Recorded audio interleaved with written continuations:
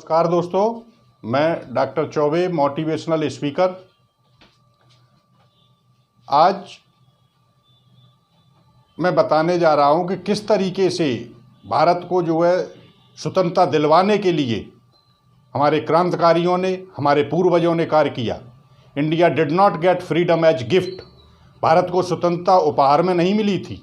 कितनी ही माताओं की गोदें सूनी हो गईं, कितनी हमारी बहनें विधवा हो गईं। लेकिन आज जब देखता हूं कि भारत भ्रष्टाचार की श्रेणी में प्रथम नंबर पर आ रहा है। हरिओम पवार ने लिखा था कि सुनकर बलिदानी बेटों का धीरज डोल गया होगा और मंगल पांडे फिर सौणित की भाषा बोल गया होगा। सिर धुंधुन कर रोई होगी भगत सिंह की कुर्बानी, और क्या ये ही सुनने की खातिर फांसी झूले सेनानी। तो यही दिन देखने के लिए उन्होंने कुर्बानियां दी थी। गांधी जी की, चंद्रशेखर आज़ाद और भगत सिंह की, सुभाष चंद्र बोस की आत्माएं भी दुखित होती होंगी जब वो देखती होंगी कि जिस राम राज्य का सपना देखा था आज वो भ्रष्टाचार की श्रेणी में प्रथम स्थान पर 75 वर्षों में आ चुका है। 75 वर्ष में हमने क्या किया, छोड़ना नहीं चाहते, क्योंकि बड़े प्यार से इन्होंने भ्रष्टाचार को पाला था।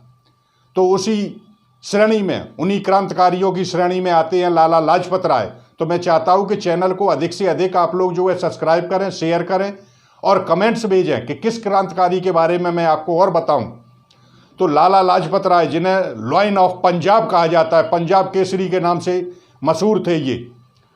तो लाठी की चोट झेली सामने ही छाती पर लाला लाजपत राय भारत के लाल थे। नारा स्वतंत्रता का जोर से लगाने वाले बाल गंगाधर तिलक ठोक रहे ताल थे। कहें कभी वरुण चैन लेने नहीं देते कभी। बिपिन चंद्र पाल ऐसे कांटों के जाल थे और सारा ही शासन थर्राता था इनके नाम से। लाल बाल पाल अंग्रेजों के काल थे। तो ऐसे थे लाला लाजपत राय। इनका जन्म 1865 में अग्रवाल फैमिली में हुआ था।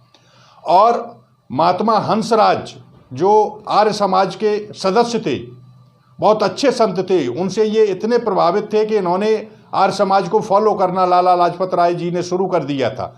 और इसके लिए इन्होंने लाहौर में डीएवी दयानंद कॉलेज की स्थापना भी की थी। वंदे मातरम का इन्होंने पंजाब में प्रचार किया। और ये गरम दल की स्थापना इन्होंने की थी, लाल बाल पाल तीनों लोगों ने।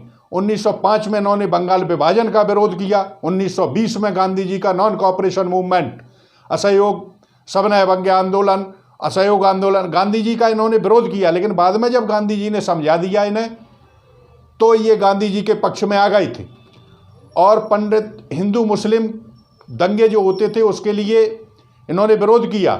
और दोनों को एक कराने के लिए, हिंदुओं को संगठित कराने के लिए इन्होंने ये कार्य पंडित मदन मोहन मालवीय जी को दिया था।